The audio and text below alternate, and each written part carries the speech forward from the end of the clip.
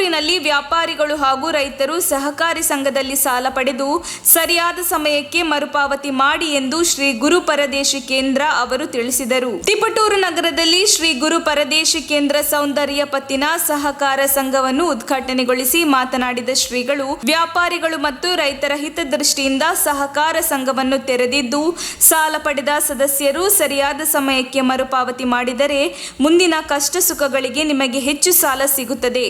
ಸಂಘವನ್ನು ಬೆಳೆಸುವ ಜವಾಬ್ದಾರಿ ನಿಮ್ಮದು ಎಂದರು. ಕೇಂದ್ರ ಸ್ವಾಮೀಜಿ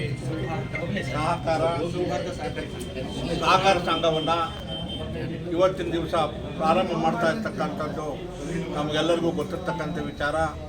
ಈ ಸಂಘ ಚೆನ್ನಾಗಿ ಬೆಳೆದು ರೈತಾಪಿ ಜನಗಳಿಗೆ ಎಲ್ಲ ವರ್ಗದ ಜನಗಳಿಗೂ ಅನುಕೂಲ ಆಗ್ತಕ್ಕಂಥ ಒಂದು ವ್ಯವಸ್ಥೆಯನ್ನು ಮಾಡಬೇಕು ಅಂತಕ್ಕಂಥ ಸದುದ್ದೇಶದಿಂದ ಈ ಒಂದು ಬ್ಯಾಂಕನ್ನು ತೆರೆದಿದ್ದೀವಿ.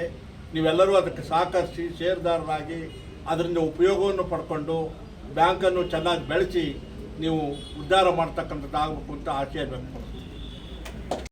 ಈ ಕಾರ್ಯಕ್ರಮದಲ್ಲಿ ಕಾಂಗ್ರೆಸ್ ಮಾಜಿ ಶಾಸಕ ಶೇಖ್ ಷಡಕ್ಷರಿ, ಎಪಿಎಂಸಿ ನಿರ್ದೇಶಕ ಕಂಚಘಟ್ಟ, ಮಧುಸೂದನ್, ಚೌಡೇಶ್ವರಿ ಪತ್ತಿನ ಸಹಕಾರ ಸಂಘದ ಅಧ್ಯಕ್ಷ ಸೋಮಶೇಖರ್ ಮಾದಿಹಳ್ಳಿ, ಪ್ರಕಾಶ್, ನಾಗರಾಜ್, ಗಂಗನಘಟ್ಟ, ಯೋಗಾನಂದ, ಶಿವಪ್ರಸಾದ್ ಮುಂತಾದವರು ಇದ್ದರು. ವರದಿ ಆನಂದ್, ತಿಪಟೂರು.